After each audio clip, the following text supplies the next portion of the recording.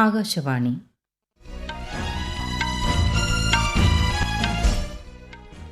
നമസ്കാരം. വാർത്തകൾ വായിക്കുന്നത് ശ്രീലത.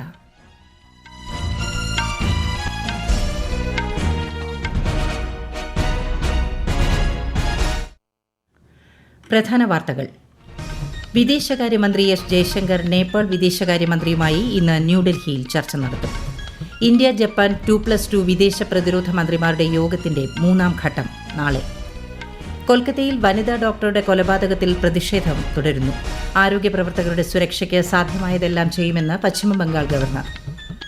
വയനാട് ഉരുൾപൊട്ടൽ ദുരന്തബാധിതരുടെ കടബാധ്യത എഴുതിത്തള്ളണമെന്ന് ബാങ്കുകളോട് മുഖ്യമന്ത്രി പിണറായി വിജയൻ. ചാലിയാർ പുഴയുടെ തീരത്ത് ഇന്നും തിരച്ചിൽ തുടരും. ജമ്മുകാശ്മീരിൽ ആദ്യഘട്ട നിയമസഭാ തെരഞ്ഞെടുപ്പിനുള്ള വിജ്ഞാപനം നാളെ പുറപ്പെടുവിക്കും. വാർത്തകൾ വിശദമായി. വിദേശകാര്യമന്ത്രി എസ് ജയശങ്കർ നേപ്പാൾ വിദേശകാര്യമന്ത്രി അർസുറാണ ദേവൂബയുമായി ഇന്ന് ന്യൂഡൽഹിയിൽ ചർച്ച നടത്തും. 5 ദിവസത്തെ ഇന്ത്യ സന്ദർശനത്തിനായി ദേവൂബ ഇന്നലെയാണ് ഡൽഹിയിലെത്തിയത്. അയൽപ്പക്കം ആദ്യം എന്ന നയത്തിൽ ഇന്ത്യയുടെ പ്രധാന പങ്കാളിയാണ് നേപ്പാളെന്ന് വിദേശകാര്യ മന്ത്രാലയം അറിയിച്ചു. ഉഭയകക്ഷി സഹകരണത്തിലെ പുരോഗതി ചർച്ച ചെയ്യാനും അവലോകനം ചെയ്യാനും ഈ സന്ദർശനം ഇരുപക്ഷത്തിനും അവസരം നൽകുമെന്നും ബന്ധം മെച്ചപ്പെട്ട രീതിയിൽ മുന്നോട്ട് കൊണ്ടുപോകാൻ സഹായിക്കുമെന്നും മന്ത്രാലയം അറിയിച്ചു. ഇന്ത്യ ജപ്പാൻ 2+2 വിദേശ പ്രതിരോധ മന്ത്രിമാരുടെ യോഗത്തിന്റെ 3ാം ഘട്ട കൂടിക്കാഴ്ച നാളെ ഡൽഹിയിൽ നടക്കുമെന്ന് വിദേശകാര്യ മന്ത്രാലയ വക്താവ് രൺധീർ ജയ്സ്വാൾ അറിയിച്ചു. രാജ്യരക്ഷാമന്ത്രി രാജ്നാഥ് സിംഗും വിദേശകാര്യമന്ത്രി എസ് ജയശങ്കറും ഇന്ത്യയെ പ്രതിനിധീകരിക്കും.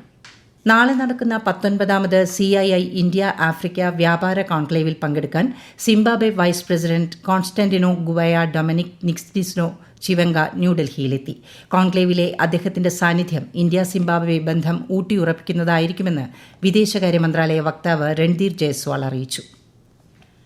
ഉദ്യോഗസ്ഥ തലത്തിൽ സമാന്തര നിയമനം എന്നത് കോൺഗ്രസ് നേതൃത്വത്തിലുള്ള UPA സർക്കാർ മുന്നോട്ടുവച്ച ആശയമായിരുന്നുവെന്ന് കേന്ദ്ര വാർത്താവിതരണ പ്രക്ഷേപണ വകുപ്പ് മന്ത്രി അശ്വിനി വൈഷ്ണവ്. അടുത്തിടെ കേന്ദ്ര മന്ത്രാലയങ്ങളിൽ 45 ജോയിന്റ് സെക്രട്ടറിമാരെയും ഡയറക്ടർമാരെയും ഡെപ്യൂട്ടി സെക്രട്ടറിമാരെയും നിയമിക്കാൻ UPSC വഴി പരസ്യം നൽകിയതിനെ പ്രതിപക്ഷ പാർട്ടികൾ വിമർശിച്ചിരുന്നു.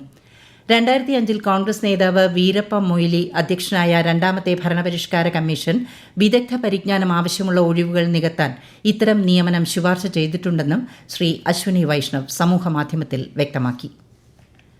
പൊതുമേഖലാ ബാങ്കുകളുടെ പ്രകടനം വിലയിരുത്തുന്നതിനായി നടത്തുന്ന അവലോകന യോഗത്തിൽ കേന്ദ്ര ധനമന്ത്രി നിർമ്മല സീതാരാമൻ അധ്യക്ഷത വഹിക്കുന്നു. നിക്ഷേപ വളർച്ച, വായ്പാ നിക്ഷേപാനുപാതം, ആസ്തി ഗുണനിലവാരം എന്നിവയും യോഗത്തിൽ അവലോകനം ചെയ്യും. PM Awas Yojana, PM Surya Ghar, PM Vishwakarma പദ്ധതികൾ തുടങ്ങിയ സർക്കാർ സംരംഭങ്ങൾക്ക് കീഴിലുള്ള പൊതുമേഖലാ ബാങ്കുകളുടെ പ്രകടനവും വിലയിരുത്തും. 3ാം നരേന്ദ്രമോദി സർക്കാരിന്റെ ആദ്യ ബജറ്റിന് ശേഷമുള്ള ആദ്യ അവലോകന യോഗമാണിത്. പ്രാദേശിക ഗ്രാമീണ ബാങ്കുകളുടെ പ്രവർത്തനവും കേന്ദ്ര ധനമന്ത്രി വൈകുന്നേരം അവലോകനം ചെയ്യും. ആഗോളതലത്തിൽ കുരങ്ങുപനി വ്യാപിക്കുന്ന സാഹചര്യത്തിൽ നിരീക്ഷണം വർദ്ധിപ്പിക്കാനും പ്രതിരോധ നടപടികൾ സ്വീകരിക്കാനും സംസ്ഥാനങ്ങൾക്ക് കേന്ദ്ര നിർദ്ദേശം. സ്ഥിതിഗതികൾ പ്രധാനമന്ത്രിയുടെ പ്രിൻസിപ്പൽ സെക്രട്ടറി PK മിശ്രയുടെ അധ്യക്ഷതയിൽ ചേർന്ന ഉന്നതതല യോഗം വിലയിരുത്തി. വിശദാംശങ്ങളിലേക്ക്. കുരങ്ങുപനിയുമായി ബന്ധപ്പെട്ട സ്ഥിതിഗതികൾ പ്രധാനമന്ത്രി നരേന്ദ്രമോദി നിരന്തരം നിരീക്ഷിച്ചു വരികയാണെന്ന് ഉന്നതതല യോഗത്തിൽ ശ്രീ PK മിശ്ര പറഞ്ഞു. രോഗനിർണയത്തിനായി നിലവിൽ 32 ലാബുകൾ സജ്ജീകരിച്ചിട്ടുണ്ട്.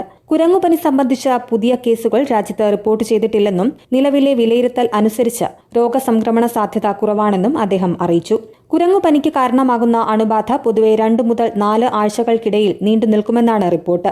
ലോകാരോഗ്യ സംഘടനയുടെ കണക്കനുസരിച്ച് ആഗോളതലത്തിൽ ഈ വർഷം ഇതുവരെ 15,600 കേസുകളും 537 മരണങ്ങളുമാണ് റിപ്പോർട്ട് ചെയ്തത്. ഈ വർഷം ഇന്ത്യയിൽ 30 കേസുകൾ റിപ്പോർട്ട് ചെയ്യപ്പെട്ടു. ആഫ്രിക്കയുടെ പല ഭാഗങ്ങളിലെ രോഗവ്യാപനം കണക്കിലെടുത്ത് ലോകാരോഗ്യ സംഘടന ആരോഗ്യ അടിയന്തരാവസ്ഥ പ്രഖ്യാപിച്ചിരുന്നു. News desk, Akashvani. സഹോദര ബന്ധത്തിന്റെ മഹത്വം വിളിച്ചോതി രാജ്യത്തുടനീളം ഇന്ന് രക്ഷാബന്ധൻ ആഘോഷിക്കുന്നു.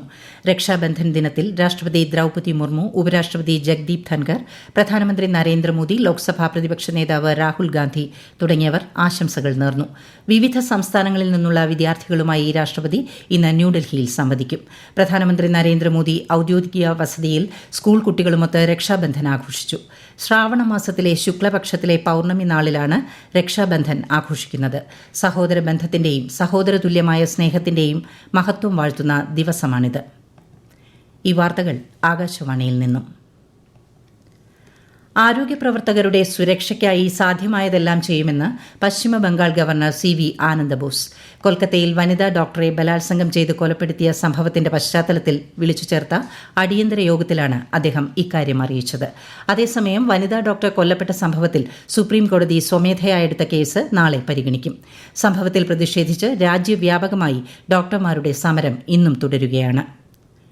കൊൽക്കത്തയിലെ യുവ വനിതാ ഡോക്ടർ ബലാത്സംഗത്തിന് ഇരയായി കൊല്ലപ്പെട്ട കേസിൽ നീതി ഉറപ്പാക്കുന്നതിന് നേരിട്ട് ഇടപെടണമെന്നാവശ്യപ്പെട്ട് പത്മ പുരസ്കാര ജേതാക്കളായ 70-ലധികം ഡോക്ടർമാർ പ്രധാനമന്ത്രി നരേന്ദ്രമോദിക്ക് കത്തയച്ചു. സമാന സംഭവങ്ങൾ ഭാവിയിൽ ആവർത്തിക്കാതിരിക്കാൻ ശക്തമായ നടപടികൾ സ്വീകരിക്കണമെന്നും പത്മ പുരസ്കാര ജേതാക്കൾ ആവശ്യപ്പെട്ടു. വയനാട് ഉരുൾപൊട്ടൽ ദുരന്ത ബാധിതരുടെ കടബാധ്യത എഴുതിത്തള്ളണമെന്ന് മുഖ്യമന്ത്രി പിണറായി വിജയൻ. ഇതിന്റെ ബാധ്യത ബാങ്കുകൾ തന്നെ വഹിക്കണമെന്നും അദ്ദേഹം ആവശ്യപ്പെട്ടു. തിരുവനന്തപുരത്ത് ബാങ്കേഴ്സ് സമിതി യോഗത്തിലാണ് മുഖ്യമന്ത്രി ഈ ആവശ്യം മുന്നോട്ട് വെച്ചത്. അപ്പൊ അവർക്ക് അത് തിരിച്ചടക്കാൻ കഴിയാത്ത അവസ്ഥയിൽ മാതൃകാപരമായ നിലപാടെടുക്കേണ്ടതായിട്ടുണ്ട്. അപ്പൊ ആകെ ചെയ്യാവുന്ന കാര്യം ആ പ്രദേശത്തുള്ള വായ്പ ആകെ എഴുതിത്തള്ളുക എന്നുള്ളതാണ്. അതിലൊരു മാതൃകാപരമായ നിലപാട് കേരള സ്റ്റേറ്റ് കോഓപ്പറേറ്റീവ് ബാങ്ക് എടുത്തിട്ടുണ്ട്. ആരും ആവശ്യപ്പെടുത്തല്ല, അവർ സ്വയമേവ അത് എഴുതിത്തള്ളാൻ തീരുമാനിച്ചിട്ടുണ്ട്. എല്ലാവരും അത് മാതൃകയായിട്ട് കാണുന്നു. അതേസമയം വയനാട് ദുരന്തത്തിന്റെ പശ്ചാത്തലത്തിൽ ചാലിയാർ പുഴയുടെ തീരത്ത് ഇന്നും തെരച്ചിൽ തുടരും. ജമ്മുകാശ്മീരിൽ ആദ്യഘട്ട നിയമസഭാ തെരഞ്ഞെടുപ്പിനുള്ള വിജ്ഞാപനം നാളെ പുറപ്പെടുവിക്കും. 6 ജില്ലകളിലെ 24 മണ്ഡലങ്ങളിലേക്കാണ് വോട്ടെടുപ്പ് നടക്കുന്നത്. ഈ മാസം 27 വരെ നാമനിർദ്ദേശ പത്രിക സമർപ്പിക്കാം. 28-ന് സൂക്ഷ്മ പരിശോധന നടക്കും.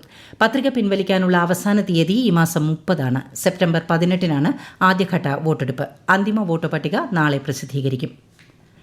മുൻ രാഷ്ട്രപതി ഡോക്ടർ ശങ്കർ ദയാൽ ശർമ്മയുടെ ജന്മവാർഷിക ദിനത്തിൽ രാഷ്ട്രപതി ദ്രൌപദി മുർമു അദ്ദേഹത്തിന് ശ്രദ്ധാഞ്ജലി അർപ്പിച്ചു. രാഷ്ട്രപതി ഭവനിൽ ഡോക്ടർ ശങ്കർ ദയാൽ ശർമ്മയുടെ ഛായാചിത്രത്തിൽ ശ്രീമതി മുർമു പുഷ്പാർച്ചന നടത്തി. കേന്ദ്ര വാർത്താവിതരണ പ്രക്ഷേപണ മന്ത്രാലയത്തിന് കീഴിലുള്ള വിവിധ മാധ്യമ യൂണിറ്റുകളുടെ പ്രവർത്തനങ്ങൾ കേന്ദ്ര സഹമന്ത്രി എൽ മുരുകൻ വിലയിരുത്തി. ചെന്നൈയിൽ നടന്ന യോഗത്തിൽ കേരളം, തമിഴ്നാട്, കർണാടക, ആന്ധ്രാപ്രദേശ്, തെലങ്കാന സംസ്ഥാനങ്ങളിലെ പ്രാദേശിക യൂണിറ്റ് മേധാവികൾ പങ്കെടുത്തു. ആകാശവാണി, ദൂരദർശൻ, PIB, CBC തുടങ്ങിയവയുടെ ഓഫീസുകളിലാണ് യോഗം നടന്നത്. പശ്ചിമബംഗാൾ, നാഗാലാന്റ്, മണിപ്പൂർ, മിസോറാം, ത്രിപുര എന്നിവിടങ്ങളിൽ ഇന്ന് കനത്ത മഴയ്ക്ക് സാധ്യതയെന്ന് കേന്ദ്ര കാലാവസ്ഥാ വകുപ്പ്. ഈ പ്രദേശങ്ങളിൽ ഓറഞ്ച് ജാഗ്രത പ്രഖ്യാപിച്ചു. ബീഹാർ, ഛത്തീസ്ഗഡ്, ദക്ഷിണേന്ത്യൻ മേഖല എന്നിവിടങ്ങളിൽ ശക്തമായ മഴയ്ക്ക് സാധ്യതയുണ്ട്. കേരളത്തിൽ അടുത്ത 3 ദിവസം ചിലയിടങ്ങളിൽ ഇടിമിന്നലോടുകൂടിയ ശക്തമായ മഴയ്ക്ക് സാധ്യതയുണ്ടെന്ന് മുന്നറിയിപ്പ്. പത്തനംതിട്ട, കോട്ടയം, ഇടുക്കി ജില്ലകളിൽ ഇന്ന് ഓറഞ്ച് ജാഗ്രതയും ആലപ്പുഴ, എറണാകുളം, കണ്ണൂർ, കാസർഗോഡ് ജില്ലകളിൽ മഞ്ഞ ജാഗ്രതയും പ്രഖ്യാപിച്ചു. കേരള, കർണാടക, ലക്ഷദ്വീപ് തീരങ്ങളിൽ വ്യാഴാഴ്ച വരെ മത്സ്യബന്ധനത്തിന് വിലക്ക്. ഇന്ന് ലോക സംസ്കൃത ദിനം. സംസ്കൃത ഭാഷയെ പ്രോത്സാഹിപ്പിക്കുകയും അതിന്റെ ചരിത്രപരവും സാംസ്കാരികവും ബൗദ്ധികവുമായ മൂല്യം ഉയർത്തിക്കാട്ടുകയും ചെയ്യുക എന്നതാണ് ദിനാചരണത്തിന്റെ ലക്ഷ്യം.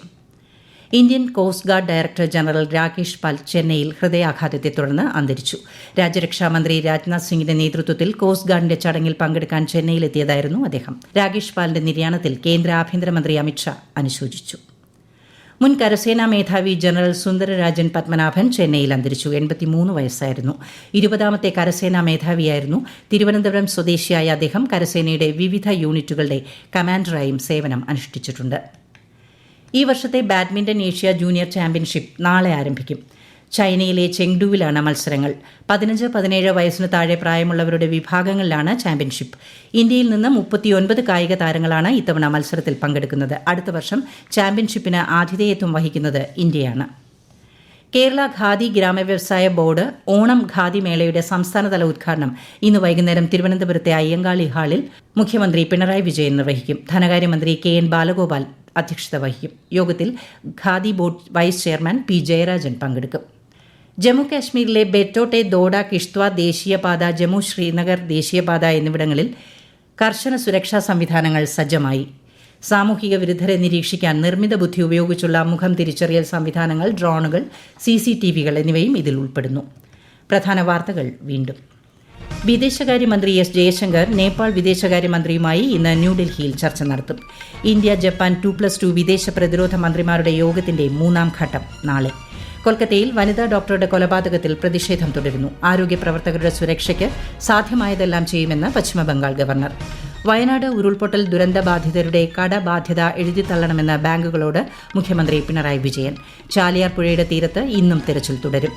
ജമ്മുകാശ്മീരിൽ ആദ്യഘട്ട നിയമസഭാ തെരഞ്ഞെടുപ്പിനുള്ള വിജ്ഞാപനം നാളെ പുറപ്പെടുവിക്കും. വാർത്തകൾ കഴിഞ്ഞു. അടുത്ത വാർത്താ പ്രക്ഷേപണം വൈകുന്നേരം 6:30.